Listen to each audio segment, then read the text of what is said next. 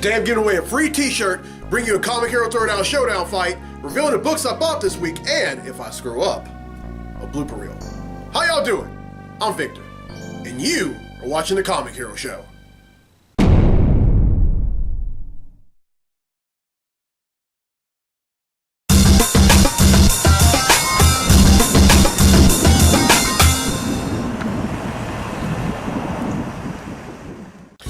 Welcome to this week's edition of the Comic Hero Show. I'm your host, Victor Nunley, and I am the Comic Hero. Coming to you for Clint's Comics right here in Monroe, Louisiana. And folks, at the end of this week, we'll be celebrating Veterans Day. Now, Veterans Day is when we acknowledge the men and women who have served in any of the five branches of the U.S. military who are still with us today. And in observance, I made this Veterans Day themed Comic Hero tee. And there's the patch of the American flag. And I personally know some U.S. veterans. First off, I want to thank my cousins Pat and Lavert Washington. And then I also want to thank my good friends Kennedy Burns, Carlos Willis, and Daniel Hale for their time in the U.S. military. And if there's anyone that I'm missing that I might know, I want to thank y'all as well. I mean, one thing about this country, we have our flaws. I mean, what country doesn't? But it's still a great country nonetheless. All right, it's time to give away a free t-shirt.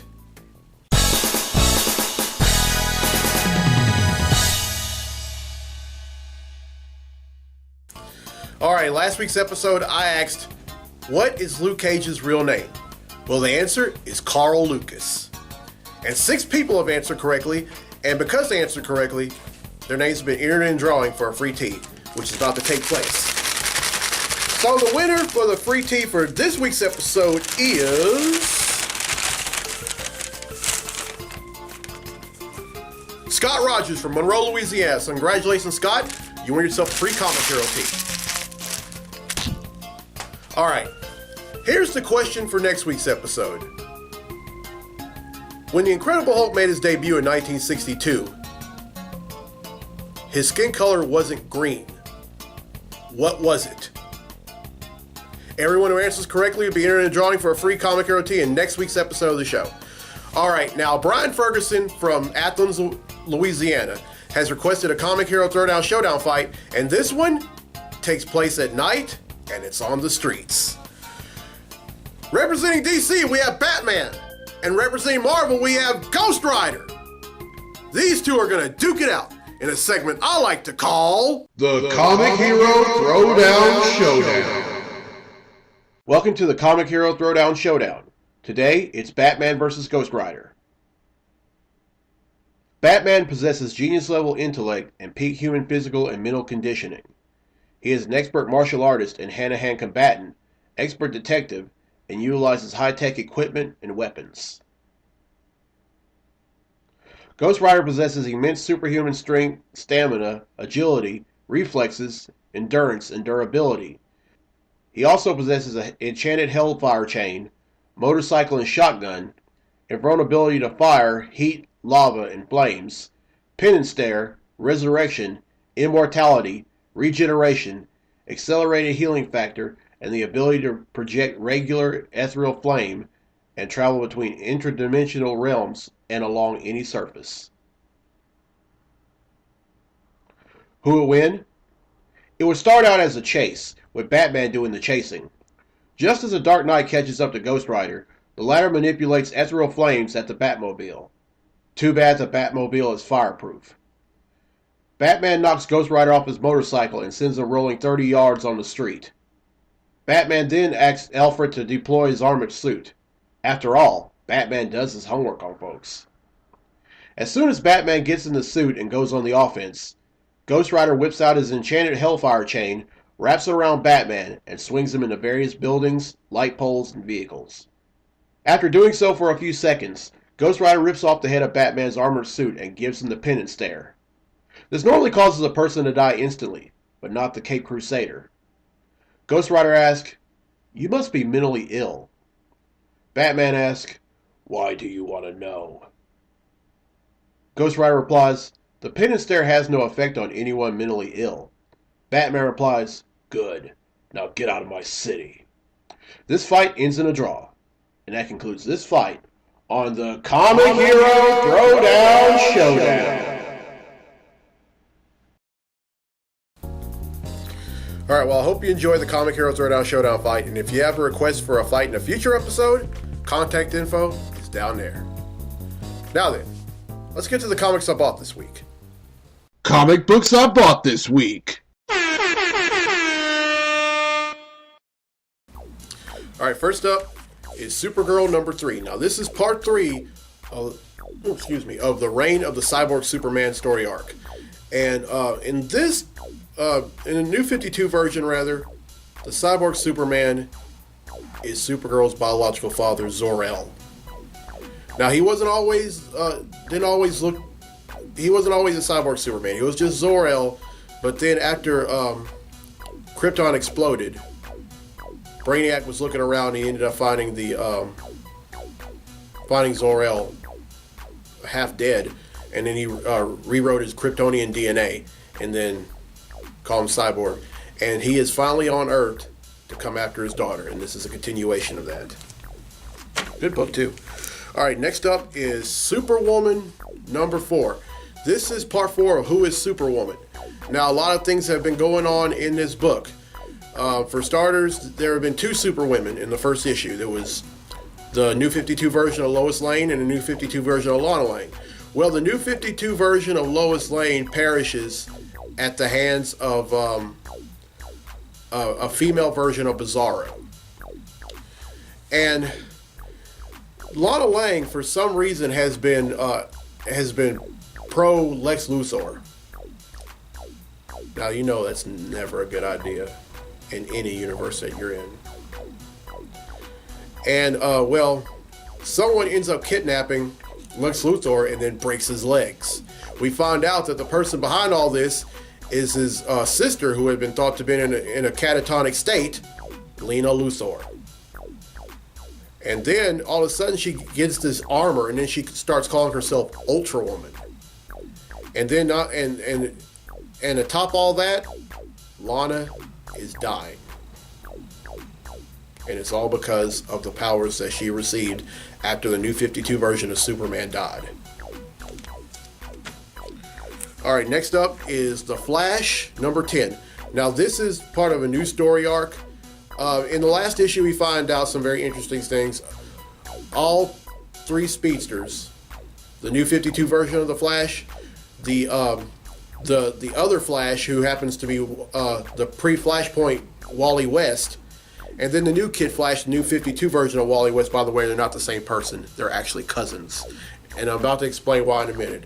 Well, while they're talking to each other, Wally ends up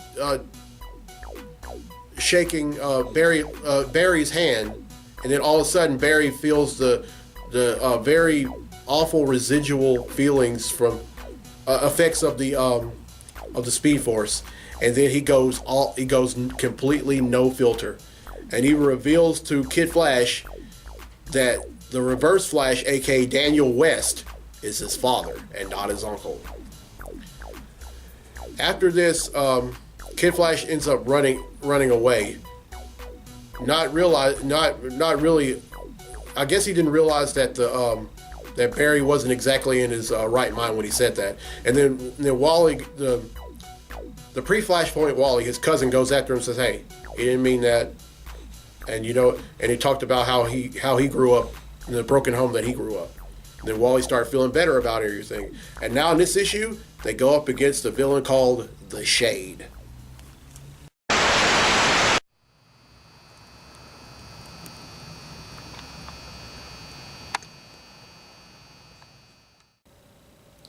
Did y'all obviously think I was going to let this episode go by and not talk about the Cubs? Congratulations to the Chicago Cubs. They won their first World Series in 108 years. Wow, 108 years, that's a long time. I mean, like, a lot of folks have lived and died since then and not have gotten a chance to see this. Oh, by the way, apologies to all my English teachers for that bad grammar. Charged it to my head, not to my heart. But to commemorate, I made this Cubs themed comic hero tee. If y'all can look close enough, you can see the pinstripes. And then also W flag on one sleeve, then a patch of the late great Harry Carey on the other one. Greatest sports broadcaster of all time, as far as I'm concerned.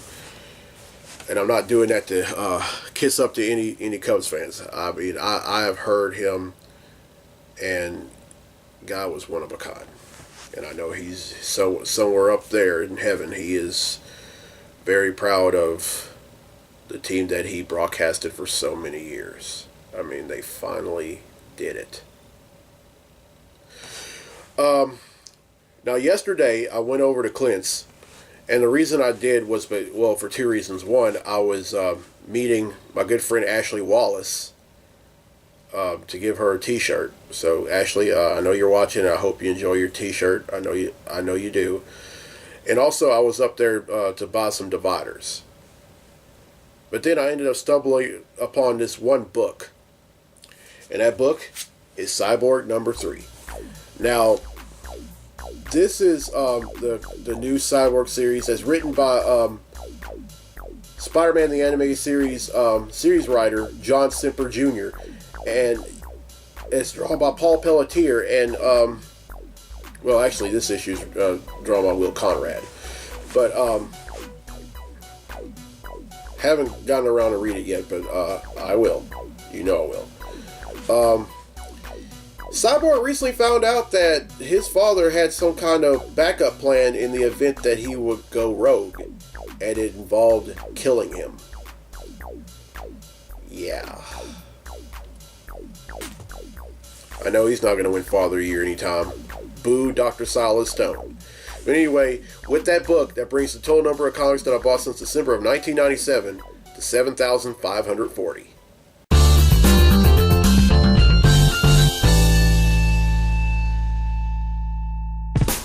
Go Cubs go! Go Cubs go! Hey Chicago, what do you say? The Cubs are gonna win today. Go Cubs go! Go Cubs go!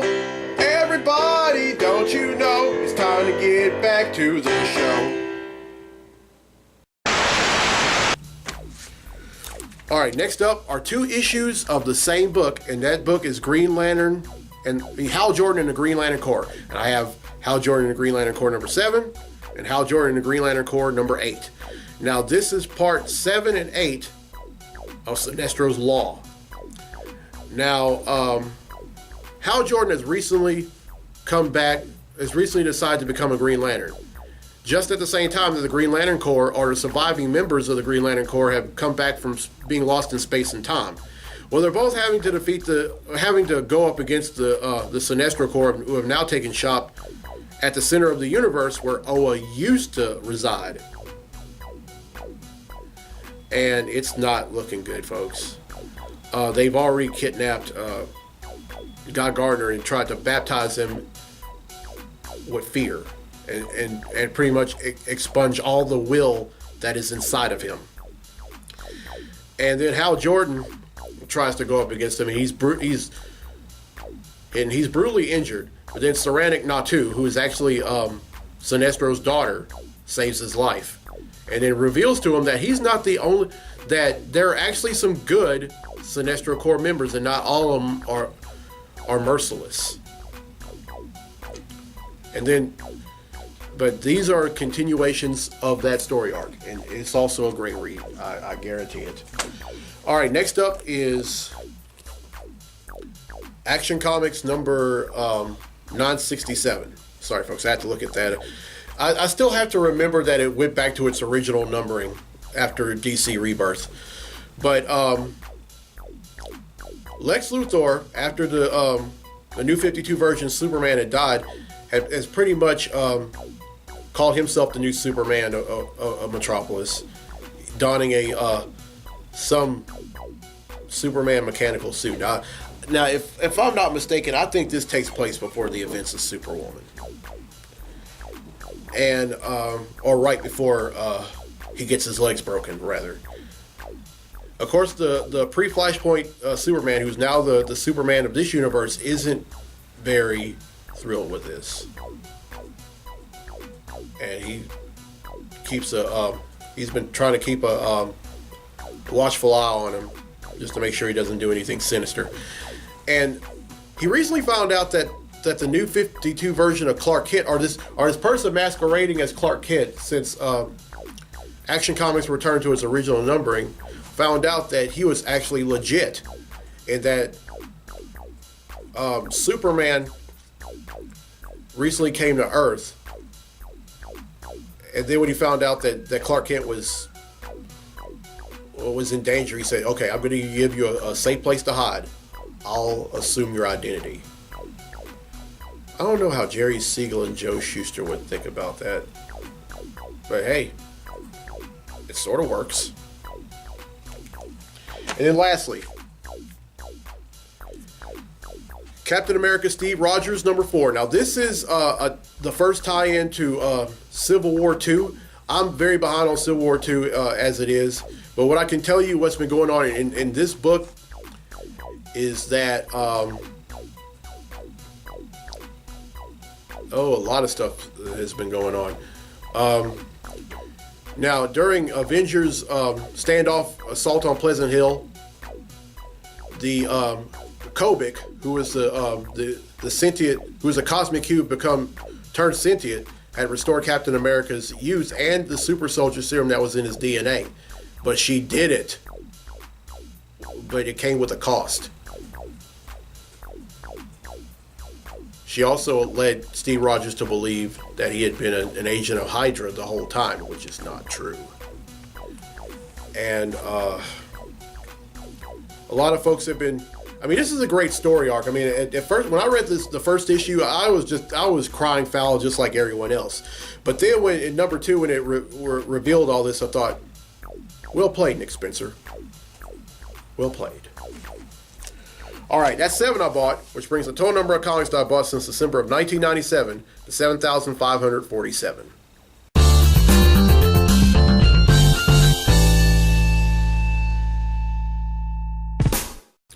All right, well, I hope you enjoyed this week's episode, and here's the question for a free tee for next week's episode. When the Incredible Hulk made his debut in 1962, his skin was not green. What color was it? Everyone who answers correctly will be entered in the drawing for a free tee in next week's episode. But if you don't mind buying a tee from me, for adults they're $10 and for children they're $5. All right, and Veterans Day. As you're watching this, today is probably Veterans Day, or as I'm doing this, it's actually 2 days before Veterans Day. It's November 9th. But if you see a U.S. veteran, tell them thank you. And don't just wait till Veterans Day. It can be any day. Celebrate Veterans Day every day. These people fought real hard for the freedoms we have in this country. And they really deserve so much thanks, folks. All right, I'm Victor Nunley. I'm the Comic Hero. We'll see you next week for episode 139. Right back here at Klitz Comics. So till then, be safe, be blessed, be a hero, and thank our vets.